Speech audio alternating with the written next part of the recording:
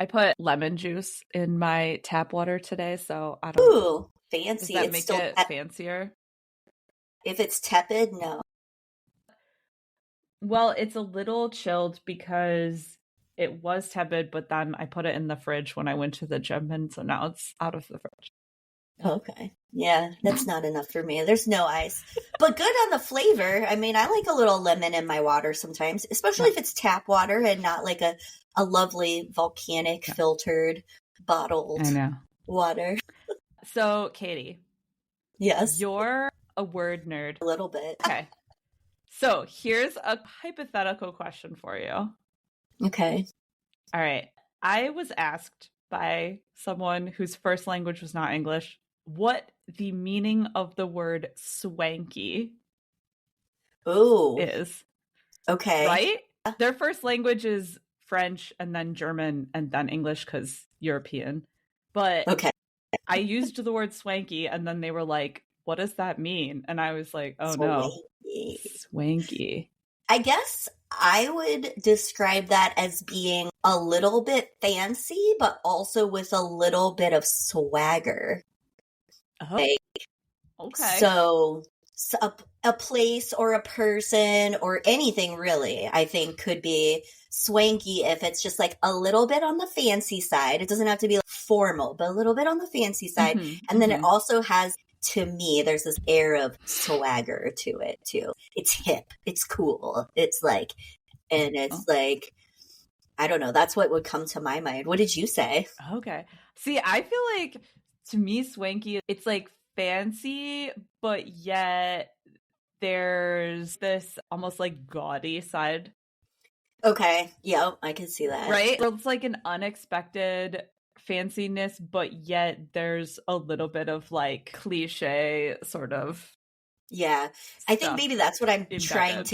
to get at with swagger, even though swagger is usually used to describe a person. Yeah. But I like, feel like swagger is like an arrogance or like a confidence though. yes, yeah, that's true. That's true. But that could be associated with some gaudiness because I feel It's like true. some of That's that is. actually true. Yeah. If you say like, "Oh, I have a company car, so swanky," then that's like got that little edge of Yeah, hoity-toityness, like right? I'm better than you. Yeah, like I feel like a swanky place is the message is we're better than you. Like Yeah, it's got or that. we're It definitely has that air. It's like putting on yes, airs a little bit with your yes, yeah, fanciness. yes. Is it ultimately actually fancy though? That's the question. Is something Oh, that's swanky actually fancy, or is it sort of like a veneer of fancy? oh, okay. I see what you're saying. I would lend more towards like the veneer. Like swanky to me is a little bit Yeah. more like surface level. Yes. Okay. Swank, Okay. swank. Is Yeah. swank? It's a hard word to, okay, but I felt like Yeah. it was a hard No, word you're to right. describe. And I was It like, definitely, oh, yeah. swanky. Yeah, it definitely requires some discussion and multiple synonyms to really Yeah. explain that. And probably some of those other words I chose, they'd be like, okay, but what's that? Hey, I was gonna say, oh, it's like schmancy, but then that doesn't really answer. Yeah, that's it. But that's accurate. I would also say that. It's like schmancy. It's like a little fancy. Not true fancy. Not royal family, No, traditional fancy. It's like, exactly. It's not the epitome of wealth. It's definitely you're right. like, oh wow, look at you being a Yeah. little. Swank, bring in the swank. I think of places being swanky a lot, right? Yes, Like the a bar or a context restaurant. yes, the context was a hotel lobby. I said was swanky. Okay, swanky. So, yeah. Yeah, exactly. Yeah, schmancy. That is one of my favorite words. I use that to describe a lot of things. So I'd say that's accurate. Yeah.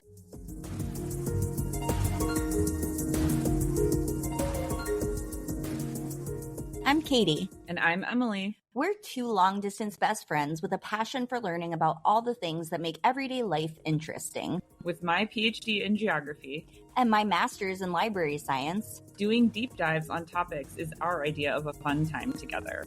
We'll share our findings with you on Researching the Obvious. Today, though, we're going to talk about spooky things that I don't think have anything to do with schwankiness, but Well, I don't know. Some of these maybe. funeral rites I read about were kind of swanky. Accurate. Accurate. They were, Yes. yeah. To be fully embracing our spooky season Spooky. situation, we're going to talk about death today. Yeah. Death. Dead. Dead bodies. Bodies. People that Let were the people, bodies now hit they're the just floor. bodies. When we were in college, though, well, we talked a little bit about Halloween in college, but what we didn't mention last time was the Pumpkin Festival. It's a core memory for me now. Core. Oh, yeah. Yes. Definitely. Going to the Pumpkin Festival in New Hampshire was absolutely an extra special treat. Yeah. Yep. I feel. It's like there's something about New England in the fall, in October, this little New England town, Keene, and this gigantic pumpkin festival. But also, I will mention that I was super excited to go to this because I found out that they filmed parts of the movie Jumanji in Keene, New Hampshire. They did. You can see the Paris Shoes sign. Like the mural on the building. Yes. Yeah. And I thought that was the coolest thing I'd ever seen. I was actually standing somewhere where they filmed a movie. That was a big deal to me. Yeah. If you are not familiar with this pumpkin festival, I mean, first of all, if you have been to the Keene Pumpkin Fest, then if you know, you know. But if you haven't, the New Hampshire Pumpkin Festival is this giant outdoor fall festival, and they bring in all of these carved pumpkins and light them and try to set the world record for the most number of jack-o'-lanterns in one space. So it is pumpkins for days. I mean, the streets are lined with pumpkins. There's stands with pumpkins.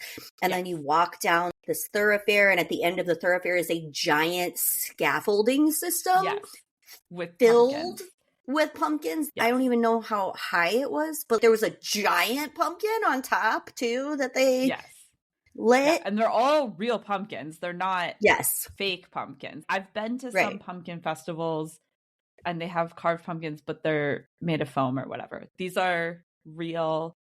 Like everyone brings their carved pumpkins. Yes. And it's also a big festival too, though. They have street food vendors and kettle corn. They've set multiple world records for the most pumpkins, and then they just keep beating their record every year. So the most recent time that they set a record was in 2013. That was the 9th world record. Wow. It was 30,581 jack-o'-lanterns. Well, I was 30,000 though. 30,000 is crazy because I looked it up, and the population of Keene, New Hampshire is 20,000, 21,000. So more pumpkins than people. Yes. That's so impressive. People had to bring in pumpkins or carve multiple pumpkins. Fun fact though, in 2006, which is that the year we went? I don't remember. But in 2006, that's the year that they estimated had the highest number of visitors to the Pumpkin Festival. It might have been. Yeah. And it was 80,000 people. 80,000 went to the Pumpkin Festival. It might have been the year we went. Yeah. It was either 2005 or 2006. And I remember we had to park like far away, and then they bussed us in. We had to park in a field outside of town and then take a bus in. I think we went on the year that had the largest crowd. We contributed. So we contributed to that world record. And I have pictures of the Jumanji stuff in town. It's awesome. Oh, yeah.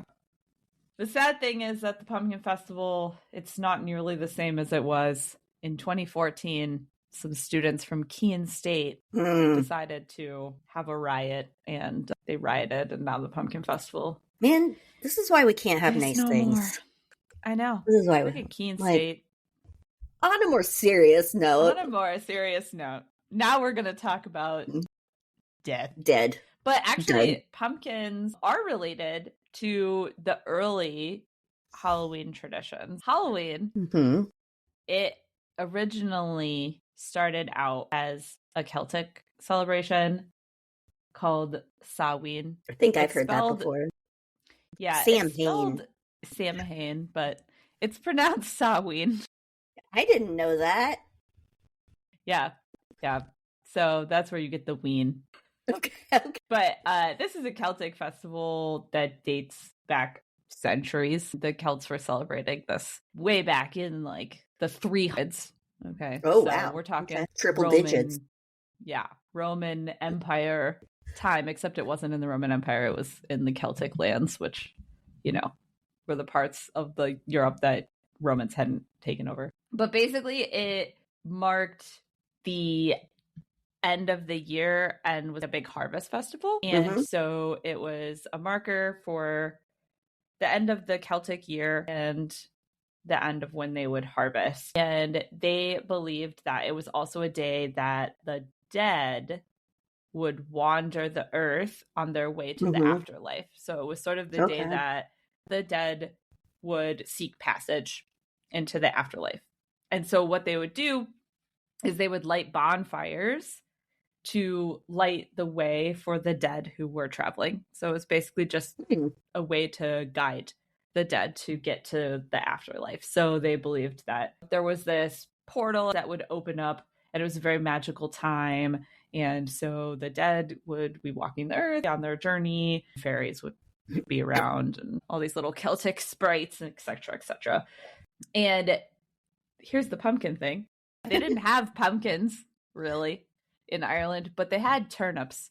And so they would carve turnips and put little faces and like light them up because that was, helping to guide the way. Those had to be some. How big were those turnips? Like, I think of turnips actually small. Yeah, I think they were just tiny. They're just like really intricate little carved turnips. Yep. But that was part of it. But then what ended up happening is in 601, the year 601, so this is still really old, Pope Gregory the First, he basically said, hey, we want to try to convert people to Christianity. And so we should use their local traditions to encourage them to convert to Christianity. And so when they were trying to convert the Celts, they said, okay, this could be a day where the dead people are wandering the earth. Cool.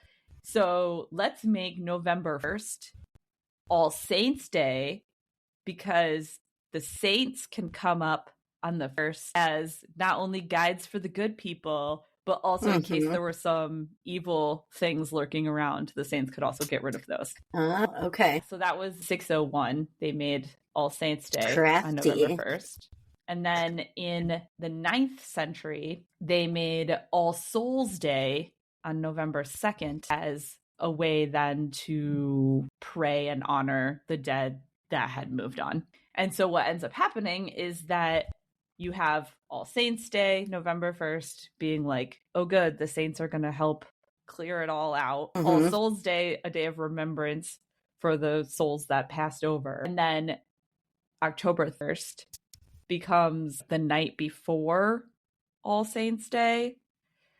And that gets incorporated into it as well. All Saints Day was also known as All Hallows Day. So October 1st becomes All Hallows Eve. And then eventually it becomes Halloween because of the Samhain. Samhain. Yes. So they kind of combined the All Hallows and the Samhain into one word. Then all of that comes over to the United States with Irish immigrants. Pumpkins much more common in the US. Yep. So and Halloween today is now a holiday for college girls everywhere to be cold and wear really sad excuses for costumes and party. And excuses also for kids to get wear free candy. Clothing, free candy. Yep. Exactly. Yep. Play the Monster 100%. Mash. The Monster Mash. Well, you never know what was roaming the earth on that day. That's Maybe right. It was monsters from the Monster Mash. So, what's funny to me is Halloween, its origins, right, are in this death tradition. But now I don't really feel like people think about that at all. Like, I don't really associate Halloween as much with death anymore. Maybe a little bit occulty stuff. But death? I would say, yeah, exactly. Like it's more about maybe creepy spirits roaming the earth or something and less about honoring your ancestors and your dead people. Right. It's definitely a shift from... Yeah. I will say, though, that Dia los Muertos, celebrated by Latin American and Hispanic cultures, that one I feel like is a little more still the preservation of honoring the dead and such. And that one also, and that one also has ties to this whole invention of All Saints Day and All Souls Day from the Catholic Church. Basically a similar situation where in Latin America, the Aztecs, if we go back, they had a tradition of a day where they would honor the goddess of death. That day usually happened in August. So not quite the same time frame, but it was a similar situation where they would honor the goddess of death and they would offer food and other things to her. And so then when the Catholic Church came to Central and South America, they incorporated those rituals of honoring the dead into All Saints Day and All Souls Day because those days had already been invented for the Celts. So they were like, oh, cool, we'll bring them over here. And so now Dia de los Muertos, it's a 3-day festival. So again, you have All Hallows Eve Day, you have the All Saints Day, and then you have the All Souls Day. And they're national holidays in Mexico, for example. During this time, the activities that people will do, they'll clean up cemeteries. So it's like a way to honor the places of burial for your ancestors. You do like a whole cleanup. Very nice. They'll leave offerings. They'll dress up like their ancestors in order to honor them. And then a lot of people will dress up like the goddess of death, which is probably the symbol that a lot of listeners maybe have seen, because the goddess of death is portrayed as a skeleton wearing a flower hat. So when you see a sugar skull, that's supposed to be like a representation of the goddess of death. I saw Coco, so I know that. Yay! Coco is so cute. Honestly, I know, I love it. I love it. that But movie. that's my knowledge base for that. But it's holiday. Really like a celebration because it's remembering and honoring the dead and cleaning up, taking care of your ancestors. And, keeping them alive through memories. So I like that. That's kind of cool. I also, in my research of honoring dead traditions, I found a Chinese celebration, which I thought was interesting because it also happens in August, which was the same time that the Aztec thing was, which I thought, I don't know, what's with August? I think for the Chinese, it's the 7th lunar month. And so 7 is like an auspicious number. But so that usually happens in August. But it's called Yulan, Yulan. And it's a Taoist tradition. So from like Taoism, however you want to say it. So only Chinese people that practice Taoism would follow this. So mostly it's Chinese in Singapore, but you'll find it in other pockets. But it is called the Hungry Ghost Festival. Yulan is the name of the Hungry Ghost Festival. And basically they have a kind of a similar belief where they believe that during this month, this portal that's open to the area of the dead. And so the souls of the dead are able to roam the earth at this time. And so while these souls are roaming the earth, they need to get entertained, for example. Okay. They'll part of that has to be food, I suppose. Oh yeah, definitely offerings of food, rice cakes, things like that. But also they do little performances like operas and things in public squares in order to keep the dead entertained. So they'll do these performances. No one will sit in the front rows. They'll leave the front rows open so that the dead can sit there. And then everyone else can sit in the priority other rows. Seating. VIP. Exactly. They also burn paper money to send to the spirits so that the spirits can have money to help in their travels in the afterlife. So you'll see a lot of intricate fire displays where you're burning things for the ancestors. I thought that was kind of cool because you're keeping them entertained while they're just like, oh yeah, this is the time I'm on Earth, so now I get to watch all these plays and have a party up here. Eat all this food. Yeah, right? Get some dollars. No, I like that though. I feel like some of that kind of celebration of remembrance and reconnecting with those who have passed is kind of absent from American culture in some ways. I know that there are certain things that people do in, funerals and all sorts of stuff like that. I feel like I see in other cultures a lot more celebration, and instead of it being depressing all the time. Yeah. Well, and I also feel like it's a continued thing too. Like in the US, in the US, it feels like you do the funeral and then you're done. Whereas you're supposed to go back to work in 2 days. Right. Yeah. And I feel like in some other cultures, every year we can take time to remember all of the people that were in our lives that have passed on. And I feel like that's a nice thing. We don't necessarily do that. It's sort of like, we remembered them, now it's done. There's definitely that. I think the ritual is supposed to kind of represent closure. And then once the closure is done, I feel like people don't necessarily revisit it, or it's definitely not celebrated in future years. I'm sure everybody has different preferences or how they remember those that have passed and things like that. So I'm not saying no one does it, but American culture wise, I don't really see those kind of like you do with Dia de Muertos but I like that. I like that. I do too. And I think it's interesting to think about how different cultures have decided to deal with death because, I mean, it's the most inevitable thing ever. It's coming for all of us. Death and taxes, right? That's right. Yep. But death first. Everybody from, ancient civilizations to now have had to figure out how they cope with that or how they mark it or remember it or how it fits into their religious or mythological dialogue and what they believe and all of those things. Yeah.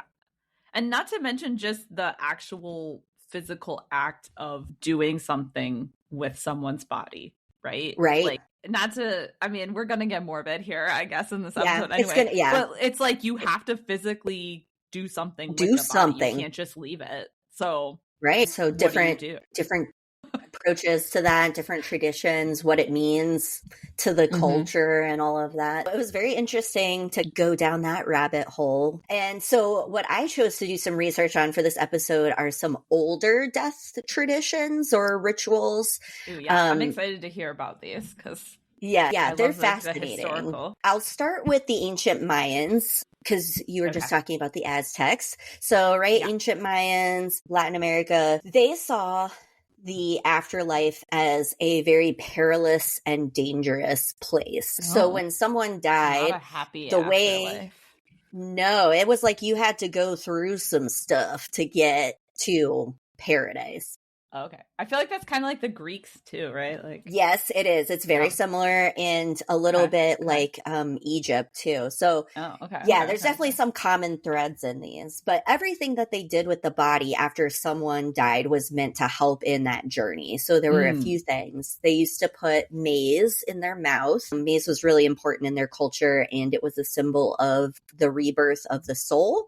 And then it was also put in there for nourishment, like literal nourishment of the soul. Also possibly jade or some decorative beads in the mouth. And that was supposed to be used as currency in the afterlife in case they got in a tight spot. And then it's like the coins. It's like the coins in like Greek the coins on the eyes, for the river Styx. Yep, similar. Exactly. Yeah. And then they would cover the remains in cinnabar, which was this red powder. And that was actually meant to disguise the person from the demons that they might encounter in their journey in the netherworld. So that would keep them concealed. Oh. And everyone who died had to make this supposed journey through the netherworld, which is called Xibalba, by the way. And the only way that you avoided this journey and you could go directly to paradise, so like there's a little shortcut, right? Was if you died from childbirth, suicide, or in battle. So I'm not going to go into too much detail because there's different eras of the Mayan civilization and there's different ethnicities within those that have variations of this, right? So this is just kind of high level. But I do know too that they're a very sacrificial culture. And so even playing some of the sports that they invented, like oftentimes the reward for the winner would be a beheading. They saw that as a prize. Okay. And they were sacrificed to the gods, right? And then they would go on their journey. Right. So that's what I'm saying. I don't think they were not afraid of death. Obviously, there's differences between the way like maybe higher echelons of society would have been treated versus like an average citizen and things like that. So I'm not going to go into all the details about that. But what I did look up is the typical Mayan citizen who might pass away. Their family would begin a fast and procuring goods to bury with them, to take into the afterlife. Then they would hold an all-night vigil and they would pray to their ancestors to guide this new soul who's entering the afterlife and going on this journey. And then they would wash and clothe the corpse. It was considered very insulting if they were to be buried naked. So they must be clothed and washed. The body had to be prepared. And then only the elders of the village were allowed to carry the body to the church. And there they would spin around several times to try to disorient the soul from returning home because they want it to go on its journey. So they don't want it to like come back to where it is. So they don't linger. They disorient it. Don't be a ghost and linger around and haunt us. Get out of here. Yep, you gotta go. And then get thee to thy paradise. I don't know. Get thee to thy underworld. To your perilous journey where we hope you end up in the better place. Then the family would have a feast and then they would abandon the house of whoever had passed. And the reason they did this, the house would remain abandoned. They believed that the soul had this 9-day journey to the underworld. And after that, they would then come back to their house and rest for 9 days. Oh. And during that period of rest for the soul, because they had just been through this like harrowing journey or whatever, you could die by being in that house with that soul. But they had that 9-day rest period where that chance to just catch their breath. Their dead breath. Speaking. Yes. All right. Okay. Wow, and they did have they did have graves, and they would place their remains facing north or west, or they would bury them in caves. All of those were believed to be paths that led to the underworld. They're doing the most. They're doing the most to get. Yeah. Well, just wait. Paradise. Because let me tell you about the ancient Egyptians, okay? Shit. Okay. And I think, I didn't realize. I was already into this Mayan thing, but all right, I know. Egyptians. And trust me, I'm sure there's even more we could go into with the Mayan stuff, but like I said, I didn't want to go into like all the different cultural periods of time and so ancient Egyptians, this is a famous one, right? Because I think most people, when they think of ancient Egypt, they think of mummies, they think of King Tut's tomb, they think of the pyramids and like all of that. It's just very on the landscape, right? You still see evidence today of this death tradition in Egypt, so it's easy to think about when you have visual representation of it existing. Yes. And a lot of mythology around the mummy. And then there was the classic Brendan Fraser, The Mummy, that I think really brought it into our cultural eye. Like, oh, yeah, definitely. The Mummy absolutely solidified my knowledge of ancient Egypt. Right? And also the hotness of Brendan Fraser. That's right. Yes. It's a great movie. If you haven't seen it, oh my God. Yeah. Yep. Very good. It's delightful. Yep. And the other main character is a librarian, which I always love too. So, she was pretty hot librarian too. So yes. Yeah, I love Rachel Weisz. So anyway, if you haven't seen that, go and see it now. You'll learn so much about ancient Egypt. But what you don't learn and about yourself. That's right. About yourself. And about curses and about librarians. Yeah. Pretty much.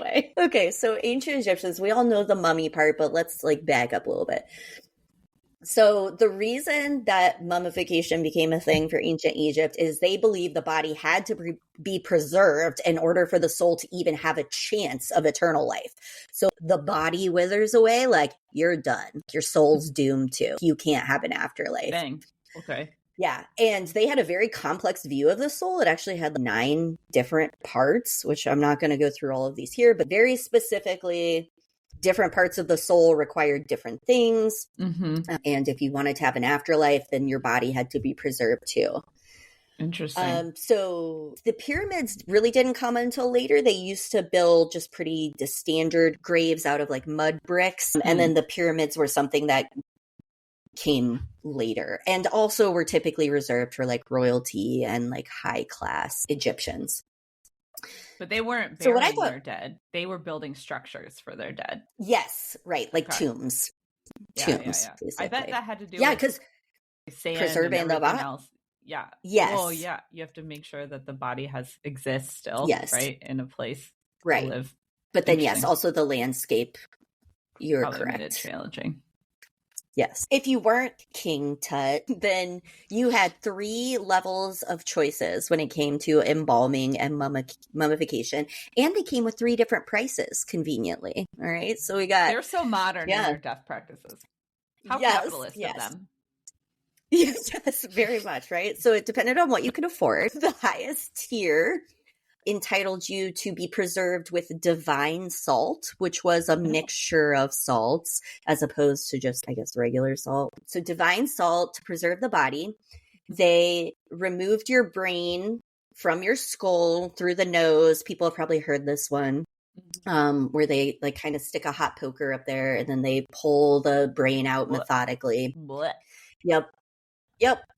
Told you, we're just going to be real morbid. And then they would cut open the body through the abdomen and remove all of the organs.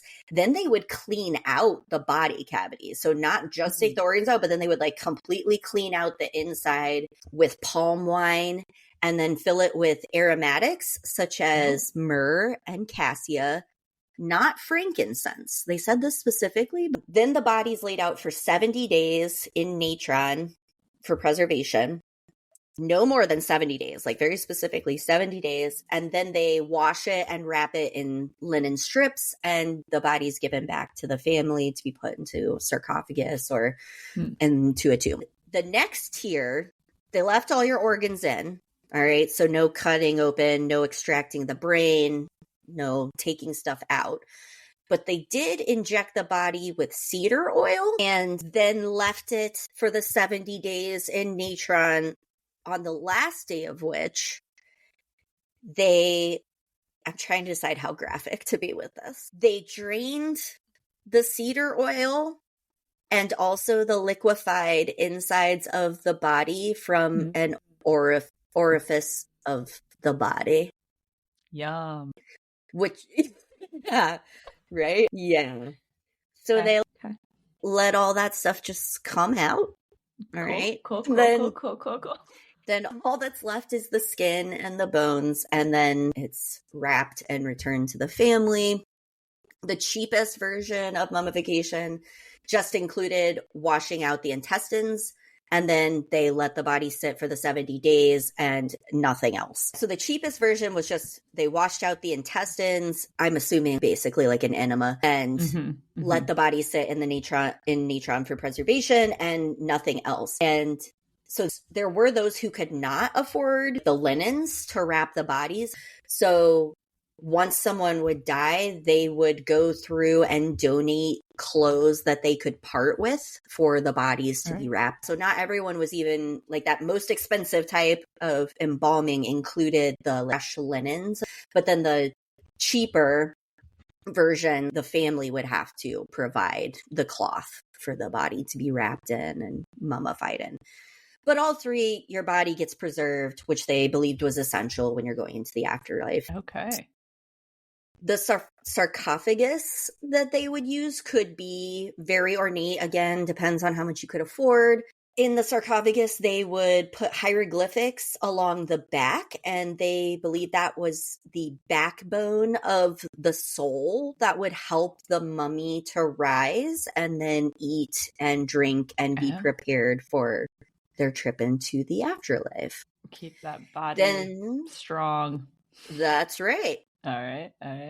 And there were also hieroglyphics inside the sarcophagus that were basically instructions for the person, the mummy, on their journey through the afterlife. These would eventually be the Egyptian Book of the Dead, but they just started out as writings on the inside of the sarcophagus. So basically, here's what you're going to do now that you're dead, right? Like, here's what you have to go do. The tombs and their contents also varied greatly based on the wealth of the individual or family, but also, again, they believed the body was important. You could take things into the afterlife with you. So very elaborate tombs would contain lots of personal possessions and, jewelry, riches, things like that. Maybe a more basic, or really any tomb, was going to have some Shabti dolls. So I didn't know about this. But even if you were not a rich person, a Shabti doll would be something important to put in one's tomb. So here's the story behind the Shabti doll. In ancient Egyptian culture, everyone was expected to participate in building things like community structures, buildings, and eventually the pyramids. And you were permitted 1 day per year to not work on that, but you had to send someone. Yeah, right? 1 day. You get a single holiday. A single holiday, but you have to find a replacement worker to send in your stead. Well, I guess theoretically, these days you have to find someone to cover your work for you when you take your PTO. Yes. So yeah, but that's probably true. Yeah. All right. Cool. So 1 PTO day per year. Yes, 1 PTO day. So the Shabti doll was supposed to be a replacement worker in the afterlife, because they saw the afterlife as something that was basically just continuing your life on, like things kind of just went on as just they in a had been. different So realm. Yes. And so they would put these Shabti dolls in so that the person could send that doll as their replacement worker in the afterlife. And so the more Shabti dolls you had, presumably the more rest you will get in the afterlife. Oh, okay. So you might be able to get more than 1 PTO day in the afterlife. Yes, in the if afterlife. you have more dolls to take your Shabti place. dolls. Right. Yep. Dang. Well, Yeah. I want 80 of those. Yeah, right. 80 PTOs. So, yes, they're typically made out of wood, but for a more a higher class citizen or whatever, then they might be stone or some other kind of material. Okay. And each doll could only be used once, so that's why everyone wanted a lot of them. So, well, if the afterlife lasts forever, then you're only going to get a single PTO day in your entire afterlife? guess. I guess they just expect you to be as happy as you are in life in death and do the same things and forever. Just never have PTO. I don't know. I feel like that's pretty depressing. I'm sure that was not the case for higher classes of Egyptians, but that was definitely for the average Egyptian worker. I just feel okay. Clearly the Egyptians are doing the most to preserve their body, but I'm not sure that I love their version of the afterlife. Right? Yeah. It just sounds like another version of life, just with a body that's almost going to fall apart. Right? Yeah. I don't know, man. That doesn't sound great. Yeah. You need your sarcophagus to keep your spine intact. Otherwise, you're not going to be able to lift anything, and you have no PTO days. Right? Yep. So that's I don't know. I know. It's pretty bleak, I think. It's pretty bleak in terms of death. You know, you have to get through the first step of the afterlife is to go and get your heart weighed on the Hall of Truth. Okay. So, and then the first part of your afterlife list of things to do that were inscribed on your sarcophagus, on the inside of the sarcophagus. You could read them. Mm-hmm. Yes, your to-do list. Death to-do list was to go to the Hall of Truth, where your heart would be weighed against the white feather of the goddess Mat, under the supervision of Osiris. And if your heart was heavier than the feather of truth, it was dropped to the floor, consumed by a monster, and you just ceased to exist. Like, you Oh my God. do not pass go. Do not pass go. Do not collect $200. You are done. So you could have like 80 PTO days, but you might not even get to. That's right. Your heart better weigh less than the feather of truth. Okay. If it was lighter, though, then you get to, continue on, and then you work your way toward the paradise of the field of reeds, where you would eventually live eternal. But even if you had like the best life, you were the best person, you did everything right, you still would not reach that paradise if your body had not been properly treated and all of the funeral rites followed in because you wouldn't accordance have with tradition. anything So to live in the paradise in. Correct. Yeah. Yep. So the body was really important to them. Wow. Yeah. I know. It's a lot. It's interesting. I'm going to interject a minute. Yes, please. But it's interesting because there are definitely some traditions that do not have that sense of maintaining the body at all. So at all. Yeah. At all. Most Hindu traditions, you would burn the body. Right. Buddhist traditions, I was reading a little bit about in Buddhism, there's several different ways that you can do burial. So there's fire burial, which of course is a cremation sort of situation. There's wind or air burial. There's a tree burial. Mm-hmm. So there's lots of different burial types in Buddhism that basically all relate to putting the body back into nature by getting rid of the body. Yeah. So this is obviously modern now because it's still observed. Buddhism is still observed. For example, the type of Buddhism in Japan believed that fire burial was the best method. And so people were cremated in Japan starting at a very early era because of that Buddhist tradition. And then as time went on, so now we're to modern Japan, space is at a premium in Japan, being a small island with a large population. Mm-hmm. And so it's sort of like, well, let's continue to do cremation because we don't actually have space to do any kind of keeping of these bodies. Yeah. And so, fun fact, Japan has the highest cremation rate in the world. This was actually a trivia question one time when I was at trivia. They asked what the cremation rate in Japan was, and I knew it, and people were like, why do you know that? And I was like, well, it's because almost every single person in Japan is cremated.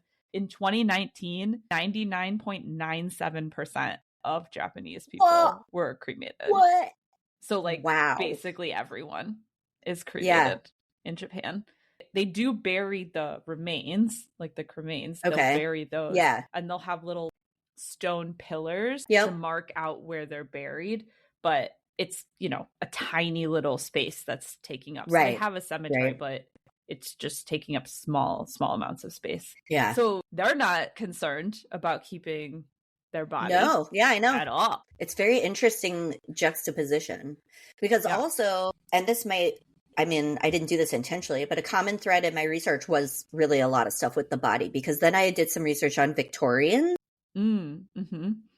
death rituals and traditions, and the Victorians were also obsessed with the body after death. So this is specifically like British Victorian, right? British Victorian and a little US Victorian too, but yes, more British Victorian than anything. So like Anglo-Saxon. Yes. For Victorians, first of all, let's talk about after someone dies, what you're expected to do and how you're expected to act. Okay. So they had very specific mourning periods, and it depended on who had died. Like if it was your mom or your dad or like your husband or your wife, there were different periods of time that you were expected to be in mourning. An example being a woman who had lost her husband was expected to be in mourning for 2 years. Which meant 2 full years, which also meant wearing black dresses, and they could not be out in society except to go to church. So basically you're isolated to your home and your church, and you wear black and you're sad for 2 years. What if you didn't like your husband because you were a Victorian person that was forced to marry someone? You had to pretend. That's what I'm saying. It's so For unfair. 2 years. I was thinking the same thing. I was like, Oh what my if you God. hated them? Like, What if you were like, you were, good, I'm glad he's yeah, gone. 2 yeah. years? Well, Okay. yep. I know. Okay. Wear your black dress for 2 years and go to church. So yeah, I thought that was crazy, but you know, Victorians were kind of crazy. And women often wore veils that would be 6 to 8 feet in length to cover their faces and to kind of conceal their mourning. That way you could ugly cry as much as you, and you could ugly cry as much as you want. Like no one would see you. Cool. Hide it from But society. then fun fact, they used to be made with arsenic and would often cause skin burns and breathing problems for the women. They stopped making them out of arsenic eventually, but that was a problem for a while. Why would we make veils out of arsenic? I have no idea. Probably because they didn't know that it was dangerous, I guess. I don't know. It's like the mercury in the hat brims and the Mad Hatters and that kind of thing. Yeah. All right. Yeah. All right. So, yeah, imagine wearing that for 2 years. Horrifying. Another tradition that they had were called memento mori. So before photographs really came into being and were able to be used pretty widely, they would take pieces of jewelry or other memorabilia that were made with the hair or the teeth of the person who had died. So hanging on to a physical, I know, right? Can you imagine just like have a little locket with a tooth in it? What? I think having a physical piece of the body was very important to them as a way of remembering. Yeah, and I guess if you don't have photographs and if you're not commissioning a portrait, there's not really much other way to remember a person. So, yeah. Now, when photographs did become more widespread, then you've probably seen some of the photographs where they take a picture with the dead body. Yeah. Oftentimes, especially if it was a small infant who had died or something like that, they would take a picture with the infant. Also, one of my favorite Victorian facts is they were very concerned about both grave robbers and also unintentionally being buried alive, because at the time it was not uncommon for a doctor to declare someone dead and they weren't really dead. Like they might have been in a coma or something, but they didn't know what that was. And that's like one of my biggest fears. I know. Buried alive. It's terrifying. It's terrifying.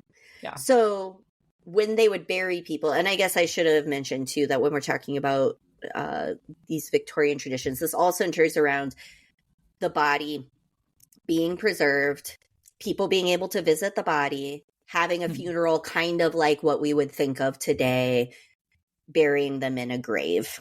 So because grave robbing was a real concern, and also just medically they weren't as advanced, that was a concern.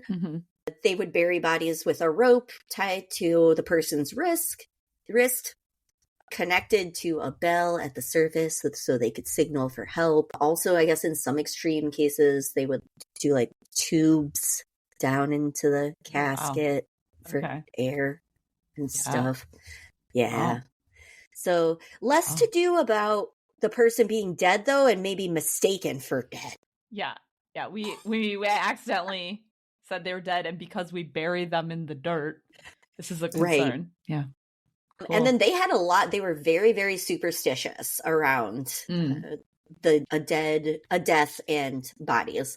So they would carry the deceased out of the home feet first. So they, quote, couldn't look back and call someone else to follow them. Like they would take someone with them into death. Okay. They would close all the curtains and they would cover all the mirrors until after the funeral so that the person who had died wouldn't get trapped in a looking glass. It's giving me Bloody so they Mary believe like vibes. the spirit. Right? Yep. They were very, very focused on that. They don't want to be trapped in a mirror. And if you saw yourself in a mirror at a house where someone had recently died, that was supposed to indicate that you might be next. Yeah. So they would cover those mirrors for a while. Out of the way. All clocks were stopped at the time of death. This was supposed to prevent bad luck. Cool. Yeah, I don't know. They had a lot of things that they did. I mean, other than like their basic traditions being similar to what we would think of as a funeral today, in that there's a viewing of the body, there's preservation of the body, there's a casket, there's a burial. they had a lot of things around that process that were very much part of their belief system of what it meant for that person to have died, and then also to avoid you dying yourself or being buried alive. Yeah. It was during that time, though. So I've been reading this really interesting book if anyone else wants to dive into more death traditions. It's called Smoke Gets in Your Eyes and Other Lessons from the Crematory by Caitlin Doughty, I think is how you say her name. But she worked at a crematorium for a long time and wrote a book of memoirs and stuff just about the modern death industry. But something I learned from that is that it was around the Victorian era that embalming of bodies became a really big thing in the US and then subsequently in the UK. And the reason, which I thought was fascinating, is because of the Civil War. And basically, prior to the Civil War, most deaths were handled in people's houses and things like that. But then during the Civil War, there were so many people that were killed, and they were trying to figure out ways to get the bodies back to people's homes. Okay. But they would start decomposing and stuff because they didn't have refrigeration. And so they figured out a way to pump chemicals into the bodies in order to preserve them. And it became this huge industry where embalmers would go around the fields, basically, of the battles? And oh then my God. embalm the dead so that they could ship them back home before they had a chance to decompose, so that they could do like the death rates and stuff. And so embalming grew as an industry from the Civil War. And basically the only reason why we do embalming today in the US is just because of tradition that just came out of the Civil War. Wow. Like there's no health reasons. Yeah. Yeah. Wow. I know. Talk about a heavy job, man. Oh my God. Right? Yeah. But also, like, we're talking about how we still do so much embalming in the US, but it just came out of this, like, way to preserve bodies. A necessity before they, at the time. Needed to, before they started decomposing. I mean, I guess now people still feel strongly they want their body to be preserved. Sure. Right? Yes. Some people feel that way. But it's not like it's a health or medical thing. It's reason. Just to keep. It's just a preservation of the body situation. Yeah. Huh. So that's a fascinating book if you want to dive more into that. But well, tell me more about the modern death industry business. Yeah. So or in the other US, we do mostly embalming, cremations, popular in the US too. And then for the most part, we bury people in cemeteries. I will point out though that one of my favorite exceptions to that is in New Orleans. If you've ever been to New Orleans, cemeteries are a huge tourist attraction in New Orleans. You can take tours, like cemetery tours in New Orleans, and it's because they're really architecturally very interesting. They are known as cities of the dead down there, and the architecture is regarded very highly among these cemeteries in New Orleans. But the reason for that is because when New Orleans was first settled by Europeans, they practiced standard European burial traditions, so in the ground, but there was very limited space that they could bury people in New Orleans because of the water table being very high. So New Orleans is technically below sea level, right? That's why when hurricanes hit there, it's really bad. So they found some places to bury people in the natural levees that existed on the Mississippi River. But in the late 1700s, there was a massive yellow fever outbreak, and it basically filled up the available underground space. Yeah. And so starting in 1804 is when they started building above ground tombs for the dead in New Orleans. And so that's when you get this tradition of the cities of the dead being built. And so the tombs had to be above ground because of the water table, and there wasn't a way to bury them. And so you have all these cemeteries that exist in New Orleans that are just filled with these above ground tombs, and they still use those in New Orleans today. You can Nice. still get entombed in them. I imagine some of them are very ornate. Yes. I've walked through some of the cemeteries in New Orleans, and they're really interesting, to be honest. That's why they have tours and stuff for them. But yeah, those are kind of cool. I feel like that's one unique burial tradition that maybe the United States has in some way. I'll talk about my favorite burial tradition. Oh, yes. Tell me. My favorite one. I like the sound of this one too. Yeah. My favorite one, it's also Buddhist. So like I was talking about earlier, where there's different ways that Buddhists regard burials in Tibet, in Tibetan Buddhism, which is different than Japanese Buddhism. They also have these 5 different ways of doing burials that are elemental. They do have one, though, that's like a mummification, but it's reserved for basically the Dalai Lama. Okay. So it's like only the actual top person ever gets the mummification. And it's this whole thing where they mummify the body and then put like gold leaf on it. And but only like the top person gets mummified. And then if there's a hierarchy of what types of burial are considered best. Following the mummification is the fire burial. So similar to Japan, but the difference being in Tibet, fire burial is for high level priests and monks in Buddhism. So high level people get that. And then following that is what most people do, which is the air burial, or in Tibet it's known as Tibetan sky burial. And so this is a way of releasing the person's soul directly into the air through the use of vultures. And basically what happens is when the person dies, they have like a period of mourning in the house, and they cleanse the body and they wash the body and these sorts of things. And then they will bring the body to a specific area in the mountains where they have a stone pyre set up, and a specific monk whose job it is to prepare the body for this. They take a knife and they make strategic cuts in the body that will open it up.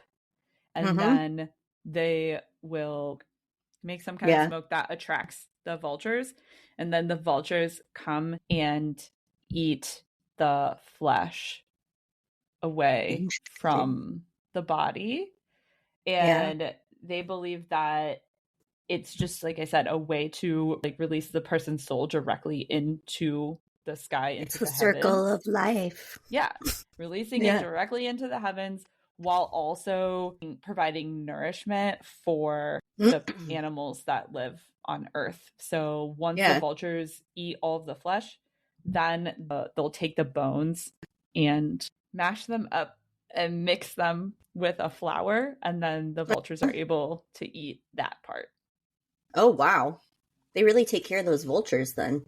I don't know, though. That sounds much more sacred. Oh, that's cool. See, I mean, I think, I know a lot of people might be cringing at that, but I think that sounds way better than liquefying your insides and then draining it out before they. Yeah, I mean, I feel like it's kind of beautiful. Yeah, I feel like it's kind of beautiful in a way. It's like releasing yourself into the air and getting back to nature, to the earth. Yeah.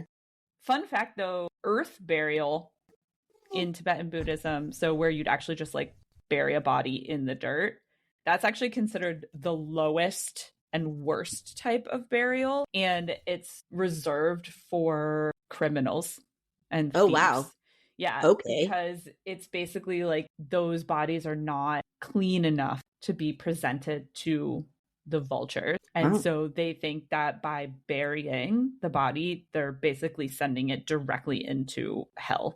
Yeah. So like you do not want to be buried in the earth in Tibetan Buddhism. Interesting. That's so interesting how it's opposite from the reverence around burying a body in other cultures. Right. Like very different, I feel. And then the last one I'll talk about is probably the most ornate way to bury a body. Okay, yes. It's a Ghanaian tradition from Ghana. And we should share some photos of these. We definitely will. They're crazy. They're crazy. But in Ghana, they build very ornate caskets that they put the bodies in and then bury. And these caskets they're next level. Like they are next level. So basically this tradition, it started with the Ga tribe in Ghana, and similar to Egyptians, kind of, they believe that life continues after death. So they have another life after they die. And it's very similar to the life that they have on Earth, but it's just in a different location. So whatever, a different realm. And the ancestors are powerful and they can influence their families on Earth. So you have to treat them well when you bury them. Okay. And so they make these elaborate coffins to reflect the person's life on Earth, because they're going to be continuing that life. And when I say reflect the person's life on Earth, I mean that they build them in the shape of something that was meaningful to that person. Maybe it was what they did as a profession, or maybe it was like a vice that person had. So there are coffins in the shape of a fish for a fisherman. They're in the shape of a Coca-Cola bottle for someone who was obsessed with Coca-Cola. There are coffins in the shape of a shoe for a shoe maker, like a cobbler. There are coffins in the shape of airplanes for people who were pilots. Okay. Oh, wow. So these are like carved, amazing coffins in the shape of things that are holding the body. And they're colorful too, right? They like paint them intricately. Oh yeah. They're like the airplane looks like the airplane. It has like United on the side or whatever. It's like a full on airplane. And then the whole thing gets buried. And there's several famous coffin makers, and these coffin makers have even had their art displayed in museums like New York and Paris and London, because these coffins are so intricate. This is another intense way of burying the dead, but it's not even necessarily about the body though, so much as it is about this artistic representation of that person. And continuing that life in the next life situation. Interesting. So what would your casket be in Ghana? My casket be in the shape of a globe. A globe. That's a good one. A giant globe. What would yours be? Maybe, I was kind of thinking it would probably be an animal, right? Like probably a cat or a dog or a combination of animals, because I feel like that will be my... True. I was going to say, or like a book. Yeah, or a book. A book would be good too. I think lately a filing cabinet. A filing cabinet. I would actually love that, like with tabs and everything, like labels. Oh yeah, you could label the drawers like based on color different coded aspects about yourself. Yeah, I like that. Maybe the drawers could even open, and then in one of them could be like figurines of kitties. Oh, there you go. All the different things I loved about my life. I love it. One drawer could be full of photos of my friends, of my animals. Yeah, that'd be cool. Yeah. It would not be a Coca-Cola bottle, though. I don't know how much. No. You have to really love something. No. Yeah. Maybe a pizza. It could be a pizza shape. Ooh, a slice. Favorite food. Slice of pizza. But then you'd have to determine what type of pizza you'd want. That might be too much. I don't know. Yeah, that's true. You're right. You're right. Oh my God. So anyway, all this is to say, I know this maybe was a morbid conversation, but I actually feel like in a way thinking about death is a positive in my mind, because it's a way to remember who came before you and a way to just, I don't know, commemorate normalize it a little bit, because also too, it's a normal thing. Like we all have to face it at some point, and I feel like sometimes the way we cope with that is by pushing it aside or not wanting to think about it as much, or being afraid of it, or making it a stigmatized thing, like it's all bad. And yet here are all these like really beautiful ways that people celebrate the life of that person, and also even their death in a way that, sends them off to a better place, or sends them on their next journey, or provides ways to remember them. Yeah. And tends to their soul in the afterlife. So I don't know. I also think it's one of those things that, people would say it's morbid a lot, but I don't think it's a bad thing to talk about. Yeah, I don't think it has to be. So at Halloween this year, maybe do a little remembrance while you're handing out candy. Yeah. To guide the way for your ancestors. Yeah. Yeah. Before we end today, I wanted to do a little bit of a plug. We're really appreciative for everyone who's listened to our podcast. Thank you so, so much. I hope you've been enjoying it as much as we've been enjoying making it for you. If you could give us a review on wherever you listen to your podcast. So if you listen on Spotify or Apple Podcasts or whatever, if you could just click on the podcast and rate us, give us some stars. And if you are so inclined, write a little review. That would be awesome. It helps other people find our podcast. So yes, we would love that. Yeah.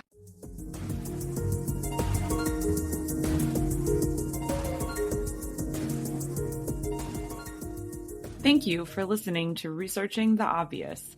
To learn more fun facts about everything that we're researching, follow us on Instagram at Researching the Obvious Pod, all one word. You can also follow us on Spotify, Amazon Music, or wherever you get your podcasts. If you know someone that you think would enjoy listening to all of our findings, please feel free to share or give us a review. Researching the Obvious is written, produced, edited, and hosted by Emily Fekete and Katie Nakanishi. Tune in next time to hear more obvious facts.